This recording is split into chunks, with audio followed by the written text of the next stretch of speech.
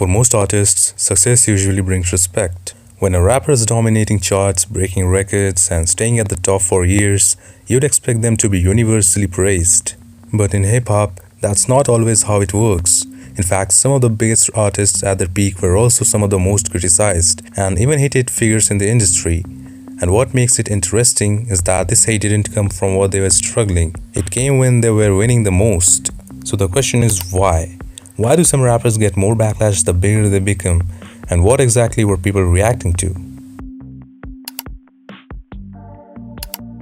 When we talk about dominance in modern rap, it's impossible not to mention Drake.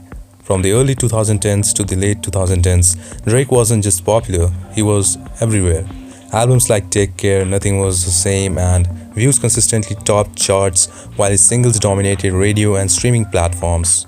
By 2016, Drake had reached a level where he wasn't just a rapper, he was arguably the biggest artist in the world. His track One Dance became one of the most streamed songs globally, and Views spent weeks at number 1 on the Billboard 200. But at the same time, something else was happening. The criticism was getting louder.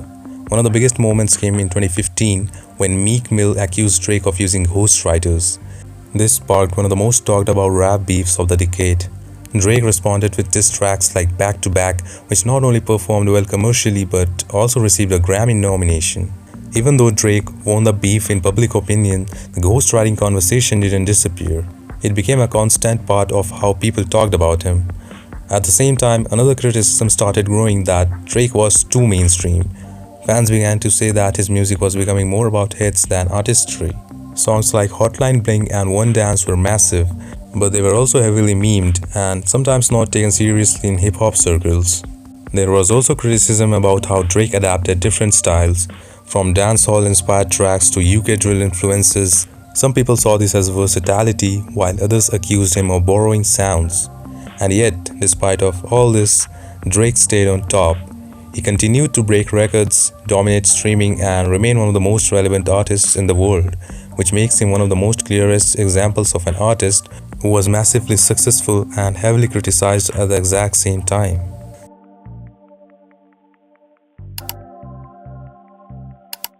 If Drake represents dominance with constant criticism, Nicki Minaj represents something slightly different: success combined with controversy and intense public attention. Nicki Minaj rose to prominence in the late 2000s and quickly became one of the most influential female rappers of her generation.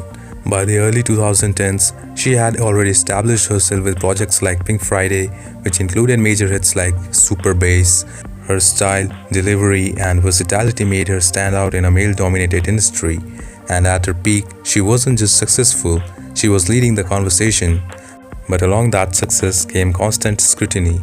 Nicki Minaj was often involved in highly publicized conflicts with other artists, from tensions with Miley Cyrus at the 2015 MTV VMAs Miley, what's good? to her ongoing rivalry with Cardi B. These moments kept her in headlines beyond just music. At the same time, her fan base, known as the Barbs, became one of the most active and intense fan communities online. While this gave her strong support, it also contributed in the perception of constant drama surrounding her. Criticism also extended to her music and public image. Some listeners felt that her pop-oriented songs took away from her rap credibility, while others criticized certain public statements and social media behavior. Despite all of this, Nicki Minaj continued to achieve major success. She maintained chart presence, remained influential, and continued to have a strong fan base, which makes her another example of an artist who was both highly successful and consistently criticized during her peak.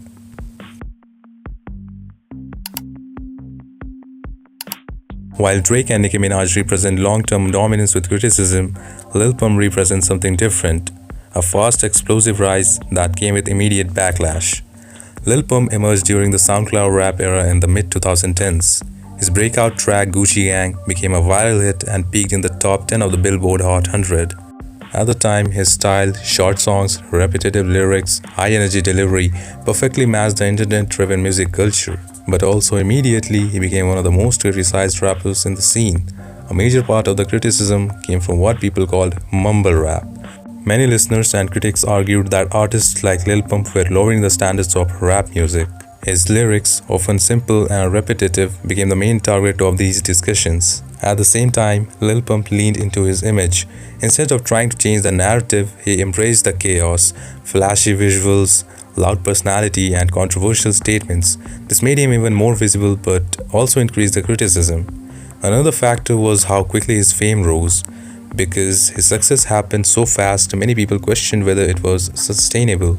And unlike Drake or Nicki Minaj, who had built their careers over time, Lil Pump's peak felt sudden, and that made the backlash even stronger. Despite the criticism, his impact during the moment was undeniable. He was one of the faces of a new era in rap, even if people didn't always accept it.